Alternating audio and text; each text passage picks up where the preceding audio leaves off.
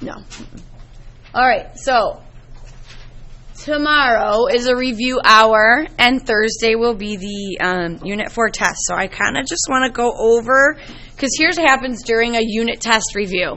I let you work, and then everybody comes up and asks me the same question, but it's 10 different people, and I answer it 10 different times. And that's not really a good use of my time to help people. So I figured I'm going to do a little 2 or 3 minute blurb on each of these. And what you're going to do is to take notes along with me, because I know you have your check for understandings, but as I break this down, you're going to use this sheet of paper as a study guide, and you're going to go back to it. So this is going to be we're going to call this a Unit 4 review. Let me shut these doors.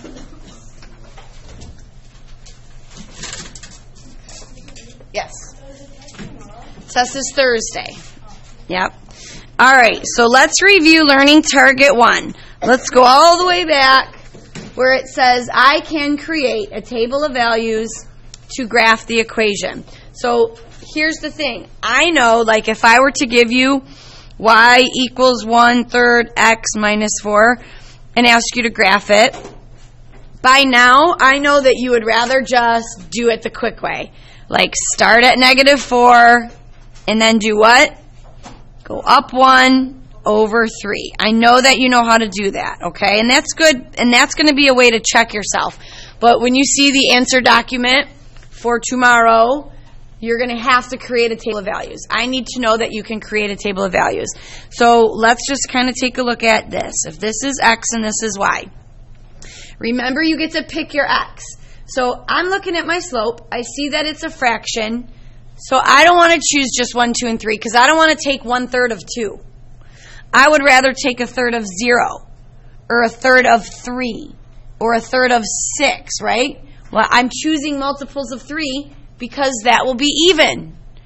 So when I make x 0, it's 0 minus 4, right? When I make x 3, what's 1/3 of 3? Split 3 into 3 equal parts. 1 is in each part. If that confuses you, then just do the good old multiplication. And then that's 1, and 1 minus 4. And then 1/3 of 6 is 2, and 2 minus 4 is -2. So then I would plot 0, -4. There it is. I would plot 3, -3. There it is. And here's my 6, -2. Okay? So I want the table of values, but you can check it according to how you know how to do it. Okay, is everybody okay with Learning Target 1? Okay, and maybe while we're doing this, you could kind of have your check for understandings out and kind of ask yourself, you know, how am I on that? Was that one of my high scores? Was that a low score? Am I only starting, but I need to be, got it? Okay, so Learning Target number 2 basically says, I can find the slope from a graph, equation, and 2 points. So let's say this is slope from a graph. Well, from a graph, you know it's the rise over the run, right? So from this point to this point, you know to go up 1/3. Okay? If I gave you, from here to here, I went down 2 and right 1, so this slope would be -2. Good? And again, this is just meant to be a review, so I'm going fast. This is just to jog your memory, okay? From an equation, y equals -x plus 5. What's the slope from this equation? Piece of cake, right? It's what? It's the coefficient of x, so this case it's 1. But what if it was this equation? Then what would the slope be? You have to do what? Yes. 3y equals -2x plus 8. Divide by 3. And what is your slope? -2/3. So your m is -2/3, okay? And here's the beautiful part about learning targets 1, 2, 3, and 4, basically. you needed to do learning targets 1, 2, 3, and 4 to be able to do 5, 6, 7, and 8. So it's like you kind of indirectly have been reviewing this the whole unit, right? So, because the next question is, I can find the slope from 2 points. Right? Well, do you remember that was when it was a whole learning target on that? And then, for all the other things, that's just part of the problem, right? So this is the formula, -2 minus -6, and there are still some people, I had somebody on the test we just passed back 5 minutes ago, did the reciprocal, they're doing it upside down. -8 plus 2, I'm sorry, minus 2. This is going to give you 4 over -10, -2 fifths. Good? On learning target 2? All right, let's take a look at learning target number 3. Learning target number 3 says, I can use the slope and the y-intercept to graph, so it's back up to what we did in number 1, except minus the table, right? So that's like me saying y equals -1/4 x plus 6. And asking you, where do you start? Where do you go? Where do you begin? Where do you move? B and M for slope. So I start up at one, what's that? I think it was probably before. Yes, because 1, 2, 3, and 4 were before, remember? And then we split halfway in the middle. 5, 6, 7, and 8 were after. So this is plus 6. And where do I go from here? This tells me to move down 1, right 4. So down 1, right 4. Okay? And what about, remember when it was just like x plus 3? The slope was what? Up 1 over 1. What if it was just 2/3 x with nothing after it? You start at the origin. Okay, so are we okay with that? All right, moving on. Learning target 4 was writing the equation of a line in slope-intercept form, but I'm only giving you 2 points. So how about 4, 8 and 6, -10. Okay, here's the cool thing about this. Because now you know point slope form, and some people really don't mind point slope, you have 2 ways to do this. Let me show you the way that I taught you when I first taught it to you. First thing you did was find the slope, right?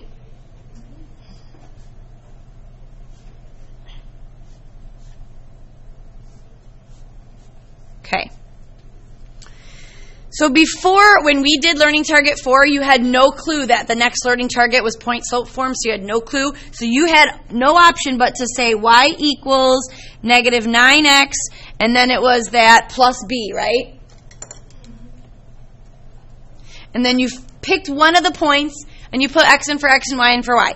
So you said 8 is equal to -9 times 4 plus b. 8 is equal to -36 plus b. Flying through this. You do this in your sleep.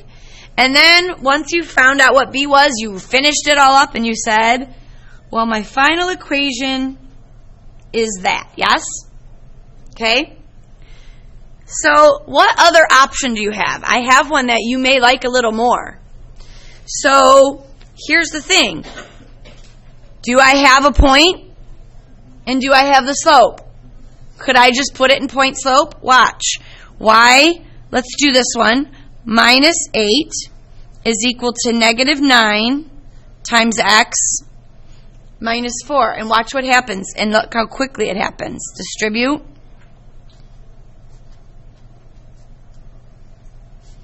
Plus 8, plus 8. And so your equation is already what for you? So, do you see the 2 options? I really kind of think this whole plus b, plug it in, kind of confused some of you to begin with. So now that you know that you have point slope to refer back to, if I ask you to get it into slope-intercept form, do I say you can't use any other form to get it there? No. So that's a nice new option. for learning target 4. Learning target 5, here's a review of that. That was point slope form. This is pretty easy because I'm going to say to you, hey guys, if the slope is -2 and the point is -5, 6, write an equation in point slope form and leave it. Don't even take it to slope-intercept. So you know that there was a little bit of weird backward stuff going on, right? First of all, the slope always goes here. The y value goes here. And because it's a positive, that minus is part of the equation, right? And this is a negative, so I'm going to subtract really a -5, which means put a plus. Okay, you're going to have one of each, just like that. So how about this one? Go backwards. Give me the point. Give me the slope. So what's the slope? And what's the point? Be careful. +4, -1, right? Good? And that's all there is for learning target 5. Good so far? Okay. Learning target 6.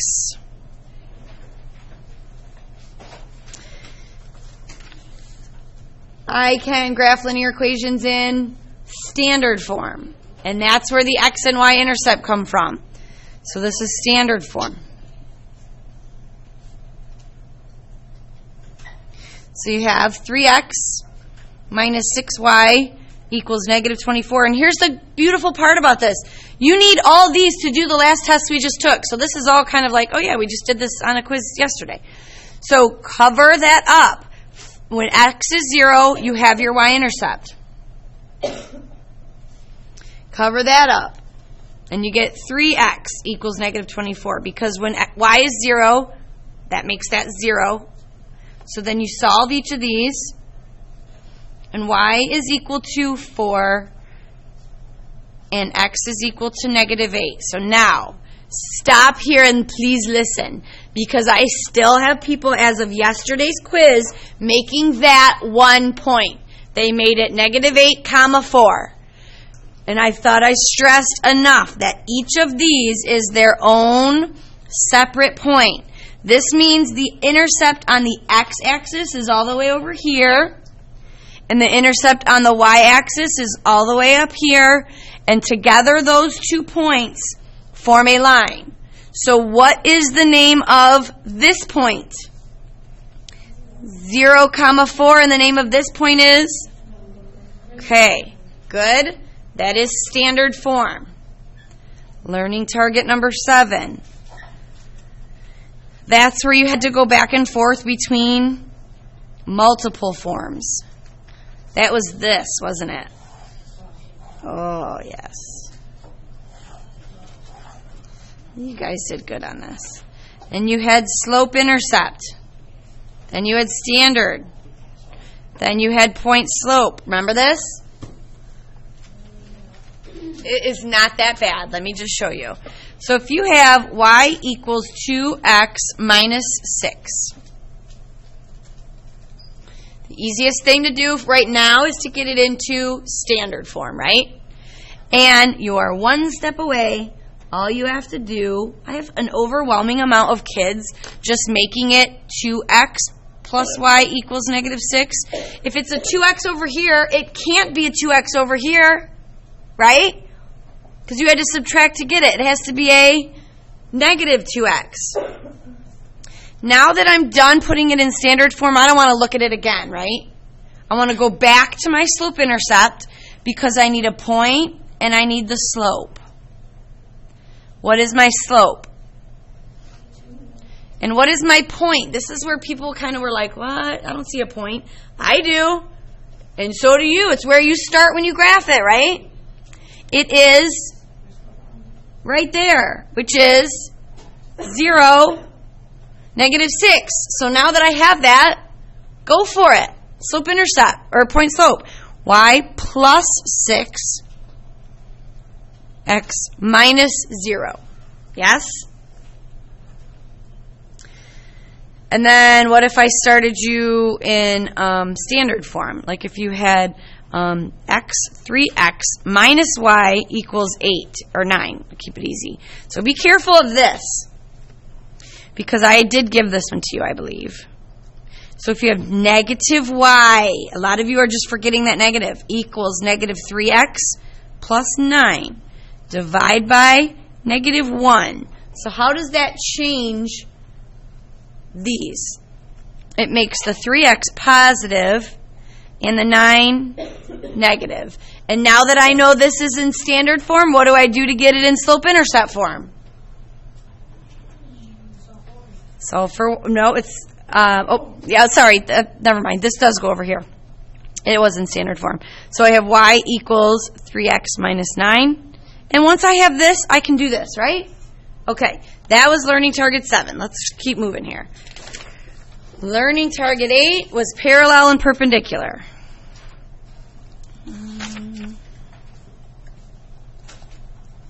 Okay.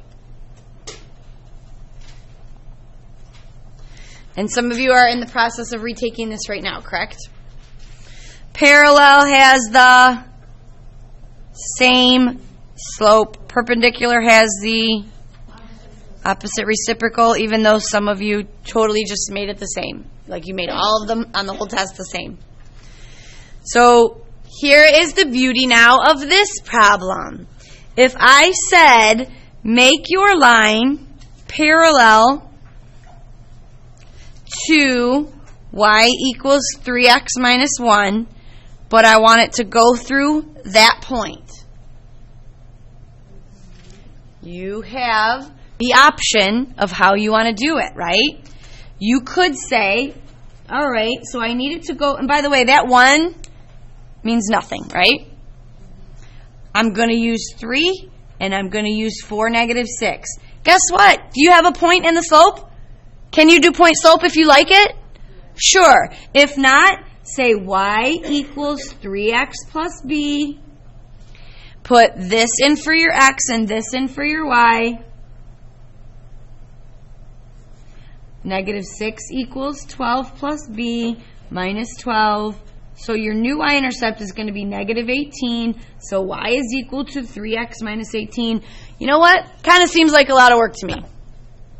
So do you have a better option? Yes. Y plus 6 is equal to 3 times x minus 4. Y plus 6 is equal to 3x minus 12 minus 6. Point slope is pretty helpful, huh? Okay. So now the last review, then before I set you free here, is what if I said, let's not make it this new line parallel to this line. Let's make it perpendicular. It would be the same problem that you did here, except instead of using your m as 3, you would use negative 1/3, but you would still use that point, right? So you would still say y plus 6, except instead of a 3 here, you would put x minus 4. Got it? Okay. That is Unit 4 review.